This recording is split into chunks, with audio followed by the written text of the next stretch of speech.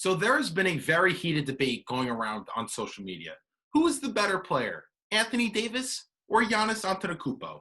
Let me be very clear. Give me Anthony Davis every day of the week and twice on Sunday. Before everyone freaks out that Giannis is much better, just hear me out. I look at it like this. So in school, you have your homework average and you have your test average, right? At the end of the semester, the test average weighs significantly more than your homework average, of course. Not saying your homework average doesn't matter, because it does. But at the end of the day, the tests weigh way more. What do I mean by that? Basketball-wise, your homework average, I look at that as your regular season performance. And then your postseason performance, I look at that as your test average. So with that being said, Giannis is clearly a better regular season player than AD. The back-to-back MVPs, just won Defensive Player of the Year. This past season averaged 30, 13, and 6, playing under 30 minutes. Bucks got the 1 seed. You know the whole story. So he has the better homework average. On the flip side, Anthony Davis has been significantly a better postseason player. Therefore, he has the better test average. For the entirety of the playoffs, AD gave you 27.5 and 9.5. In the Western Conference Finals, he gave you 31, 6, and 2. In the finals against the Heat, he gave you 25 points a game on 57% shooting, 42% from three-point range. And let's not forget in that Western Conference Finals, hitting that buzzer beater in Game 2 that could have turned the entire series around. That's what I'm talking about. Now let's talk about their actual individual skills. Giannis, a superstar, a monster, a freak of nature, a physical specimen. Could get to the rim like I've never seen anybody get to the rim. He could get to the rim in transition at will, could basically get to the rim from half court in about 3 steps. It's sick. But what are his flaws and his liabilities? Despite him being able to guard all 5 positions, great defender, he can't shoot. His jump shot is more broke than shattered glass. Despite him being 6'11", 260, he has no post moves and has no post game. What does that lead to in the postseason? He can't close out ball games. That's the problem. Let's look at that Heat series. The Bucks had 2 disappointing postseason runs against the Raptors, then against the Heat, because Giannis can't close. Let's talk about that Heat series quick. In Game 1, the Bucks are up 96-95 with about 6 minutes remaining. What does Giannis do? Goes 0 for 1 from the field.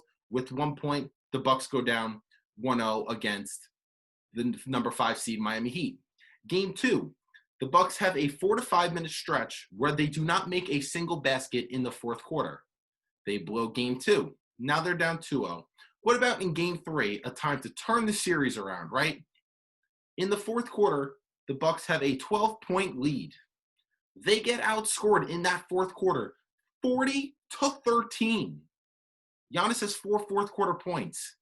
That's your back-to-back MVP. We hold other MVPs to a higher standard when they disappear in the fourth quarter or they have poor performances in the playoffs, but Giannis gets a pass for it. Why? Because he can't shoot. They're like, oh, he can't shoot. Yes, therefore he can't close out games because he can't play in the post, nor can he shoot. If you can't close, you are not at a certain echelon of greatness. That is a problem. That is something we have to take into account. Now let's look at AD on the flip side. The dude is the most versatile big man in the league and the best big man we have in the game. Him catching the ball at the high post one-on-one, he's an automatic bucket.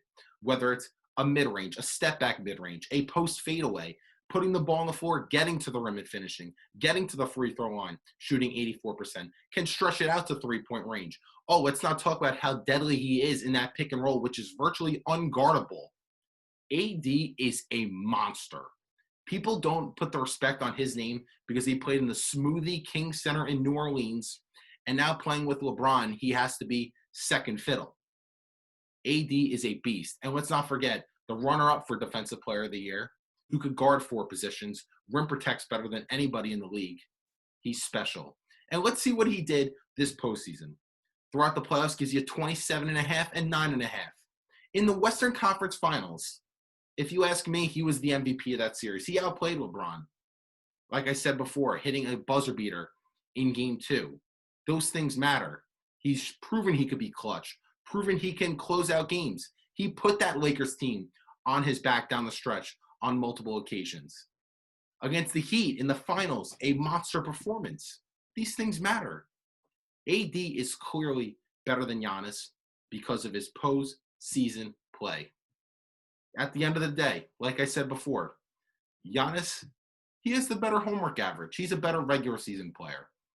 AD, he has the better test average because he performs at a high level in the postseason. He can kick it up another gear.